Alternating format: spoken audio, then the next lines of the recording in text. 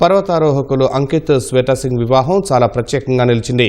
Kilimanjaro శిఖరంపై వీరిద్దరూ నిశ్చితార్థం చేసుకుని శివపార్వతుల వివాహ స్థలమైన ఉత్తరాఖండ్లోని త్రియుగి నారాయణ ఆలయంలో మూడుముళ్ల బంధంతో ఒకటయ్యారు.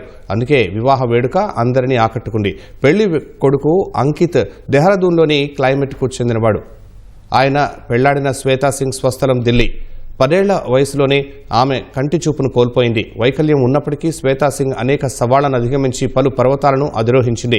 తాజాగా తోటి పర్వతారోహకుడు అంకిత్ను త్రియుగి నారాయణ మందిరంలో పెళ్లాడింది. కళ్లు కనిపించకపోయినా ఆఫ్రికా ఖండంలోని ఎత్తైన శిఖరమైన కిలిమంజారోను అధిరోహించిన శ్వేతా సింగ్ తన సాహసాన్ని ప్రపంచానికి చాటి చెప్పింది. వైకల్యం అనేది శరీరానికే కానీ మనసుకు కాదని నిరూపించింది. జీవితంలో అనుకున్నది సాధించాలంటే దృఢమైన సంకల్పం, ధైర్యం ఉండాలని రుజువు చేసింది.